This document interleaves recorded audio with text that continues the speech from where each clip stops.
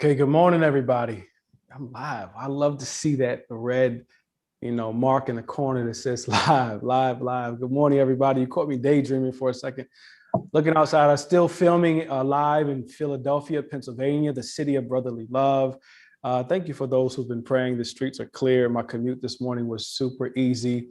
The internet is working great. We haven't had any tech issues so far. I just appreciate each of you who were tuning in yesterday on day one, who were in the chats, in the links. It's a community. We talked yesterday about the African proverb that it takes a village. And all of you were part of this village yesterday that was so amazing. When our tech issues were happening, there were some who were like, well, I can't see anything. Where's the live feed? And there was people on who were not on our team who were in the chat saying, here's the link. Check this out. Go here. That's amazing. I just so appreciate each of the attendees who have become part of the extended Equity Summit team. I checked last night in the Hoover app. I checked this morning in the Hoover app. There's so many communities that have been created, discussion boards. You guys are even posting job postings. I have gotten a couple of calls from folks who are like, I've applied for a job through the Equity Summit job board. And I was like, really? I didn't even know we had a job board. So it's so good to see so many of you being engaged in that Hoover platform and being so patient with us and showing us so much grace yesterday when it came to our tech issues. As you know, our tech team has been working around the clock. We had prepared everything in advance for months. We were so ready for yesterday.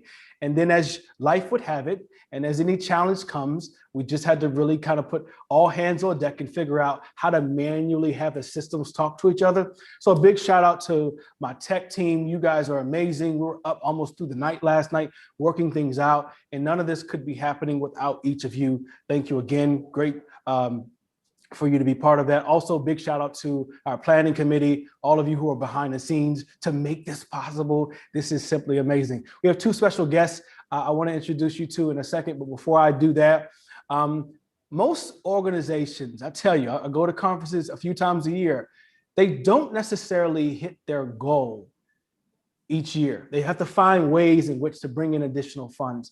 Let me say this, in our first year of hosting the Equity Summit, not only have we reached our goal to cover all platform costs through ticket sales, reached our goal to cover all personnel costs through ticket sales, we have reached those goals. Our last goal is to be able to completely fund the Bond Educational Group nonprofit organization to go into 5 cities between 2021 and 2022 and help with educational audits for school districts and to also help with legal representation in undeserved communities. And we are $3,000 short. That's 85 tickets. I implore you, there's one person you know that should be at this summit that is not here.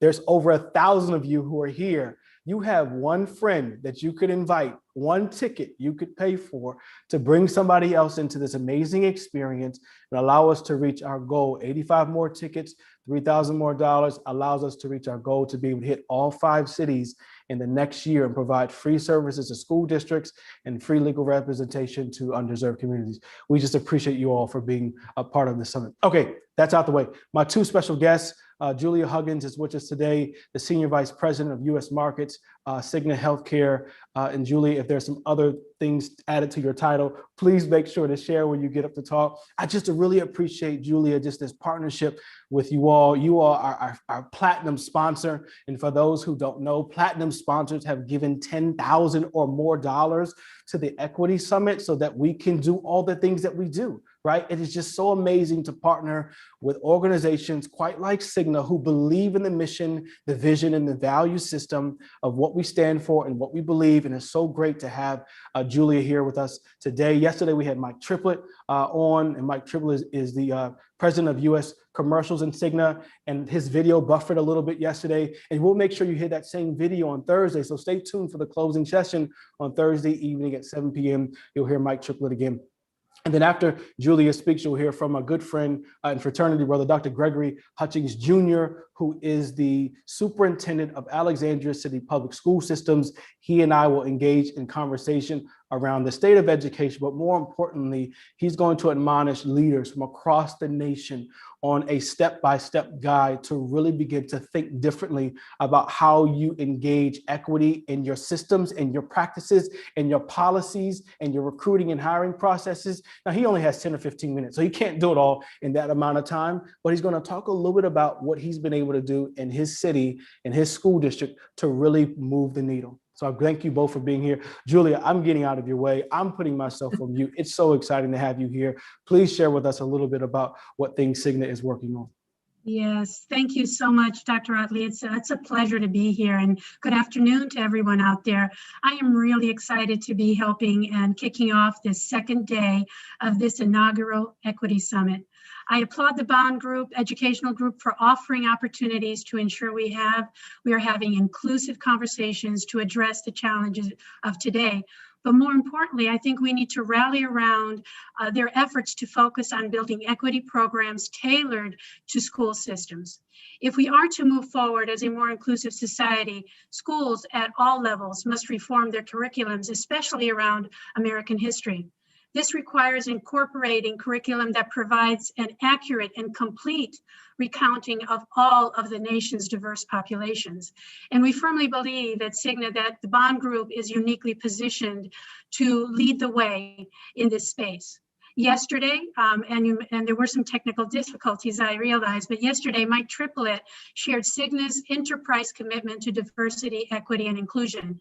Mike also provided examples of what we're doing in local communities from an engagement perspective. I want to take a step back for just a moment. You may be thinking, why does a global health services company want to sponsor an equity summit?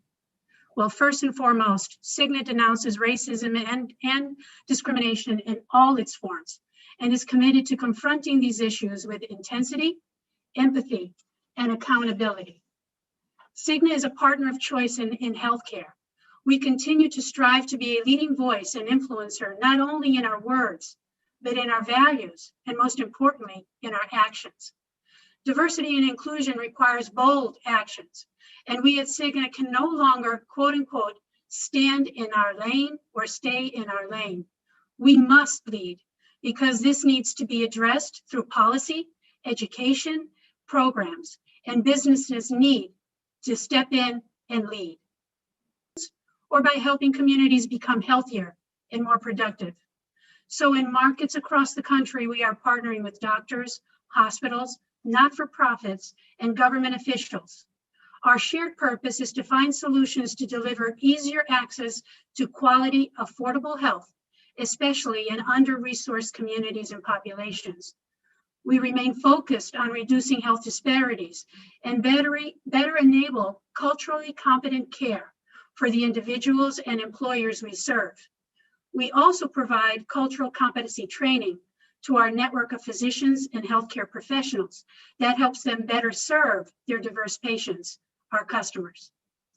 In response to the racial injustice events of the past year, we held virtual forums that brought clients together with key thought leaders and advocates for change. We have also just uploaded this morning onto the WOVA site, community site, a website and resources that all communities and all of you can take advantage of. And it has information on, for example, how to talk to your children, how to initiate conversations that may have been difficult in the past, but do it in a very productive and inclusive way. Through our Healthier Kids for Our Future program, we are working with Feeding Children Everywhere to provide meal kits delivered at no cost to the homes of families and staff at 14 of our partner schools across the country. This is especially critical in these times, as many of us know that children rely on school meals for nourishment. And tomorrow, you will hear from Charles Green about our deep engagement in Chicago. He will provide an example of the many programs we are enabling across the country. We all have a role to play here in ensuring our focus on diversity, equity, and inclusion is a movement and not a moment. I will be taking insights back to the Cigna team from this virtual equity summit and sharing them with my colleagues so that we can continue to be a catalyst for meaningful change. On behalf of Cigna, I want to thank you all for participating in this summit and for making your voices heard. Thank you. Now back to you, Dr. Otley. Julia, I love how you said it's a movement, not a moment. My planning team, can we capture that? Can we make that a hashtag maybe for next year? That is amazing. It is a movement, not a moment. Absolutely. That's how we look at and should address diversity, equity, and inclusion. This is an ongoing movement. It's a movement that does not stop. It is a movement that has momentum, it has rhythm, it has cadence. And the more people that are involved in it, the more people can participate in this great dance. And it is a great dance when we're all involved. It's a lonely dance when we're the only ones, doing it. So it's great to have you sponsor us this year and the years to come. Looking forward to your team being part of our planning committee next year. Well, no, this year as we plan for next year, because there are some other things that we want to bring in. I think healthcare is a huge area that has not received equal levels of attention, if you will, right? And so we want to talk more about that. Education is certainly paramount, but also healthcare is probably just right there with education, especially dealing with COVID-19 and all the other ills that are affecting our community, but are more especially affecting communities of color. So thank you for the work that you do. It's been a pleasure to have you on today. Look forward to having Charles on tomorrow, and then we'll see Mike again on Thursday. Thank you. Okay, all right, take care. Dr. Hutchings, Dr. Gregory C. Hutchings Jr. That's what your mom named you. I called your whole government out. Good afternoon, That's right. sir. How are My you? government name. Good to see you. I'm good. Good, man. We had some great inspirational words from our platinum sponsor, Cigna. It was great to have them on, but also great to have you on this afternoon as well. You carry the baton or the torch, if you will, of leading Alexandria City Public Schools in Alexandria, Virginia, a very large, illustrious county. You're an African-American male who sits in that seat. I don't know how many other African-American males or females have sat in the seat before you, right? And I wonder how many African-Americans or Latino Americans sit in superintendent seats across the nation, right? And so one of the things that I want you to address in these next few minutes is some of the things that you have found your authentic voice prior to sitting in this seat. And the reason I know that is because I know you personally. There's no way for you to do the work that you do around diversity, equity, and inclusion if you didn't bring your complete self to the table, right?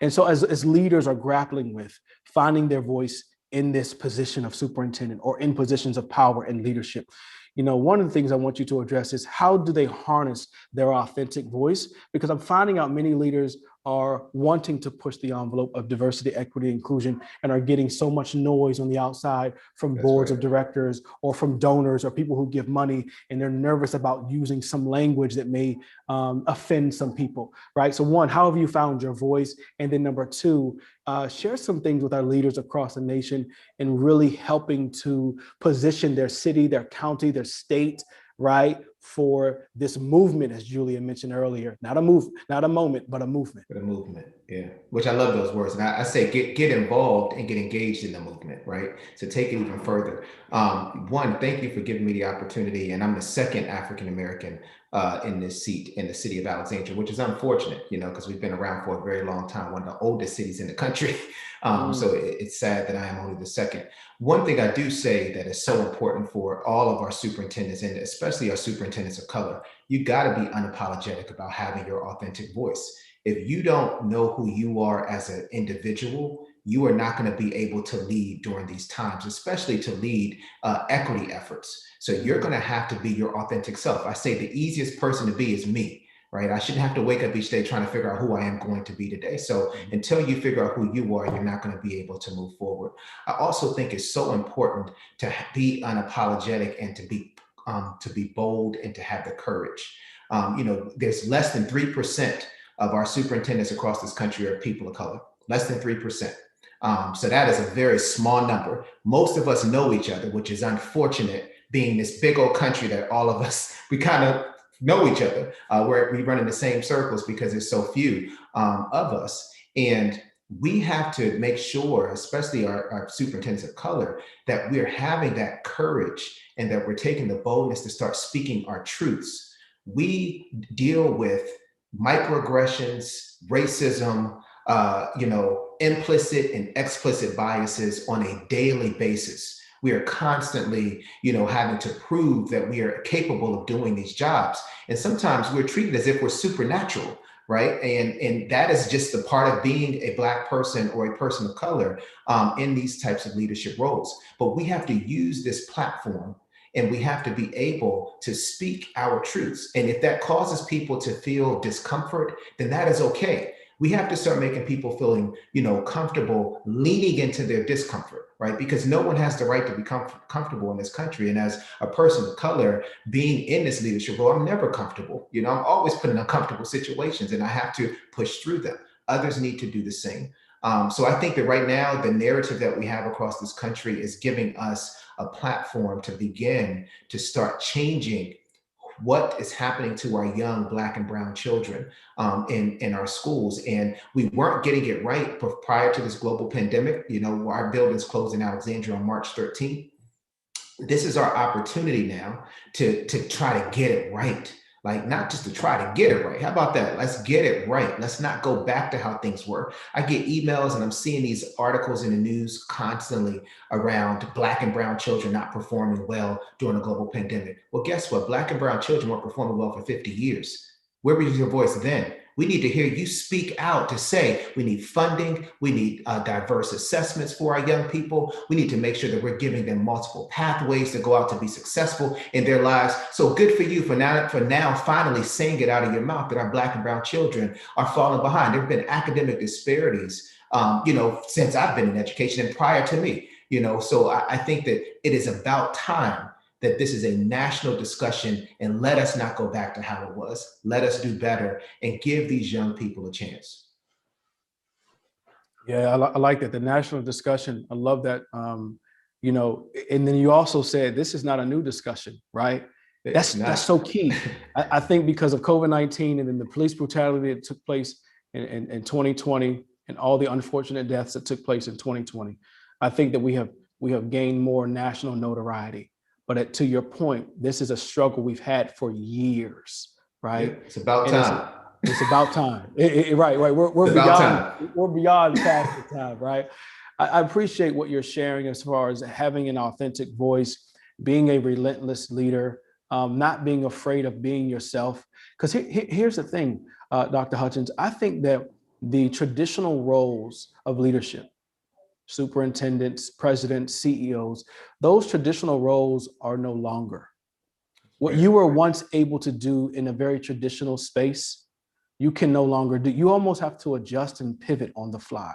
Mm-hmm. And so if you are a type A, you don't like adjustments, you don't like to pivot on the fly, then leadership honestly may not be for you. Yeah, just because you have the skill set, just because you have the skill set to sit in a seat and to sign checks doesn't mean you have the skill set to understand the heartbeat of your organization. And that's all people who are connected to your organization, including Black and brown, right? And also when we think about equity, including all differences, just because you may be one particular religion, you could be Christian, you could be white, and you could be male.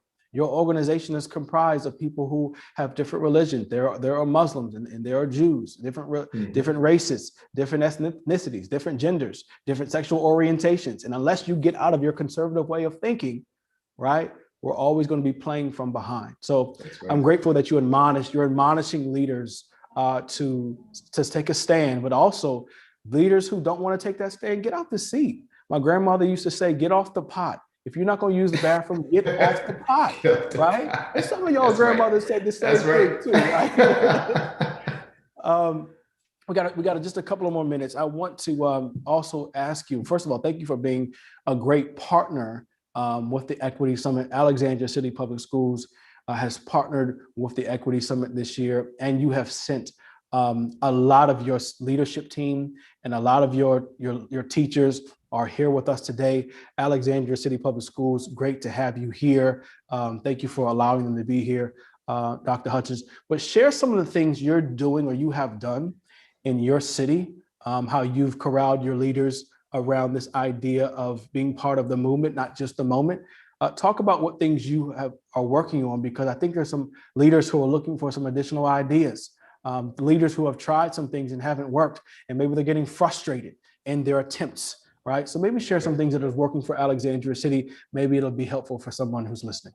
Yeah, I love the fact that you talked about the skill set component, because, you know, in order to even be a leader, you have to have what I call VIP: vision, integrity, and passion, right? When you begin with those things, and I believe that all of our leaders in Alexandria City Public Schools possess that, that gives us the foundation to be able to be bold, to be courageous, to make sure that we're setting high expectations and setting the right goals. But it really starts with your strategic plan.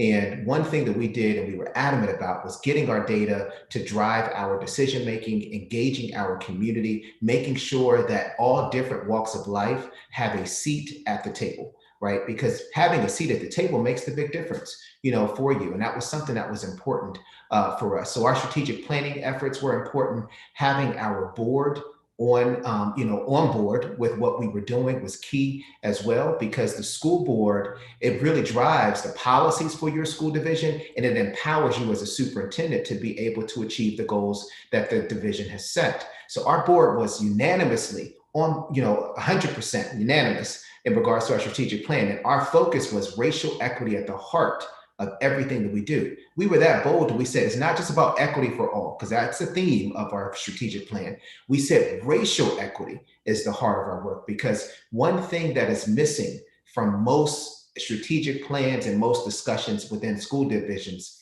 is the conversation around race, because it causes discomfort. And you got to lean into that. So racial equity is at the heart of what we do. And then finally, you got to make sure you have the necessary supports in place so that your staff can get to where you're trying to get them. And for example, we have equity training, we've done equity audits. We're currently doing an equity audit of our policies, because some policies are perpetuating some of those academic disparities and disciplinary disparities that we're seeing within our school division. You know, you have to make sure that you're setting the stage and that you're setting up the pipeline for you to produce young people who can go out and achieve any dream that they have set for themselves. So that's just a few tidbits, because we only have a little bit of time, that that I believe are tangible for leaders out there to use to go down this, what we call anti-racist journey. Not just about equity, but how to become anti-racist, because that is the key to what leads to inequities in our schools. Yeah, that's great. That's great. And, the theme this year is designing an anti-racist future. So it's just so complimentary to hear you say the work you do at Alexandria City Public Schools is centered on racial equity, recognizing that if we address racial equities, the other inequities can also be addressed as well, right? It's this idea of intersectionality, right? That's right. Because your particular race holds so many different intersections. And so if we just address just the intersection and not address the race, we're putting the cart before the horse, right? And so I'm glad that you mentioned that. The Bond Educational Group, thinking about the equity summit. The Bond Educational Group, 501c3, our nonprofit organization, also does equity audits. And so I'm glad that Dr. Hutchings mentioned the work that he's doing in his city. It is so incumbent upon school districts and institutions of higher education and organizations, government agencies to do equity audits. Okay, we provide those, we perform those. We look at policies, as Dr. Hutchings has mentioned, because most of the policies that have been written to govern your organization are hundreds of years old. And if it's a newer company, you have to think about who were the board of directors that created the policy. Look at your board.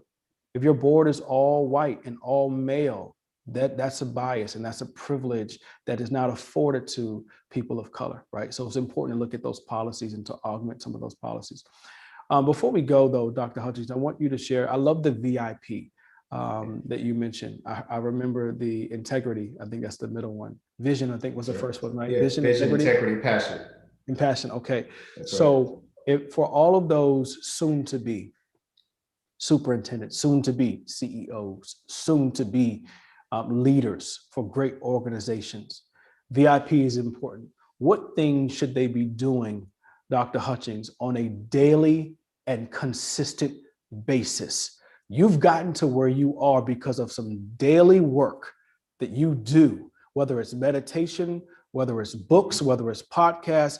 I just want you to share for a minute. This is a daily exercise that all leaders need to undergo and do on a very consistent basis. Talk about maybe your routine and maybe routines that you have now added because you have become more seasoned as a leader. Yeah. I think the biggest thing, especially for a time that we're in right now, is self-care. I think as leaders, sometimes we give of ourselves so much. If you don't take care of yourself, you have nothing to give. So I tell for any aspiring leader that you gotta have that self-care. And one thing I'm adamant about, and this is a lesson I've learned along the way. Fortunately, my wife is still married to me after 19 years. We have 2 children, almost 16, and our son who just turned 11 today, right? But family wasn't always first in my life when I started my career. I became a superintendent at 35 years old. So I had to do a lot prior to becoming a superintendent. I had to pretty much neglect a lot of things in my life to make that possible. Friends, family, my immediate family, responsibilities. And one thing I tell people is that was a lesson learned for me. You only get your family once, right? Good. So you want to keep your family first. That really is your foundation. When my family is right, and I'm doing what I need to do in my house, on my home front, then I can give 100% at work every day. I can go in and I can deal with the day-to-day and the emotions, and I'm not feeling like I got to come home and try to solve all these other issues. Keep your family component first, and everything else will come. I also think that another key component is speaking things into existence. And this is something that my grandmother would always tell me.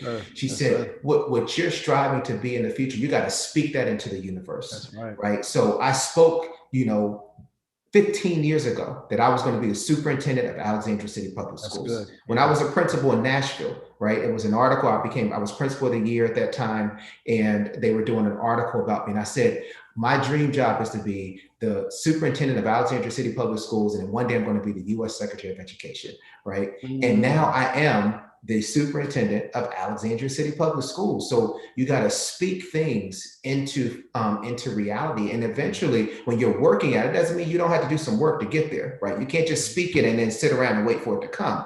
You have to speak it and make decisions based on where you're trying to go in regards to your next endeavor in your career. And when you do that, you couple that with your self-care, your family, keeping your family network first, and setting goals for yourself and speaking it into existence, and then taking, the initiative to put forth the effort and making those positive decisions along the way. You might make some mistakes along the way as well. You will achieve and you will be effective. And that's all you can, ask yourself. Everything in life is not going to be perfect. And if we think that, everything in the world is always going to be our way, we're wrong. Sometimes you're going to hear no, sometimes you're going to be knocked down, but the best person gets back up, dusts himself, herself, or themselves off. And then they say, I'm a better person, because of this. And you try not to make that same mistake, again. So that's just my advice for anybody out there aspiring to be any type of leader, whether it's a superintendent or a CEO out in this world. Yeah, that's great. And I'm glad you mentioned, self-care, and you mentioned family. My daughter is watching. She's 3 months old. She cannot understand everything that she hears, but she knows Daddy's face. Harper, it's good to see you. Daddy loves you. But yeah, that's so important, Dr. Hutchings, that we do self-care, that we place family first.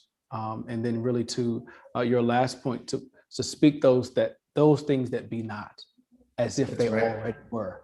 Right. That's true. Right. Very Put true. those things in the atmosphere. Right. And so for those of you who have not done any self-care, start practicing self-care, even if it's some small meditation in the morning. I'm up early at 6 a.m. every morning, and I'm meditating, I'm praying. That is my time to be centered. Right. And I need that. When I go a day without not being centered, my whole day is thrown off. So if you feel like your day has been thrown off and you want to find rhythm and you want to find consistency in your leadership, you've got to find routine. And starting your day off, as Dr. Hutchings says, in self-care is so important. Dr. Hutchings, it has been a pleasure to have you. I'm grateful that we had this one-on-one time. I'm grateful that you have inspired the leaders across the nation. Over 1,000 people have registered for this conference. And there'll be thousands more who will replay this session in the weeks and months to come. There'll probably be organizations who use this video session, Dr. Hutchings, as a professional development for their employees, right? You shared some great things for leaders, and we do appreciate that. Best of luck in all that you do in Alexandria City Public Schools. Luck is not really what you need because you've already put it into the atmosphere. So you're just waiting to claim it. You're waiting to walk into it. Appreciate your faith, appreciate the work that you do. And we'll talk soon. Great to have you on.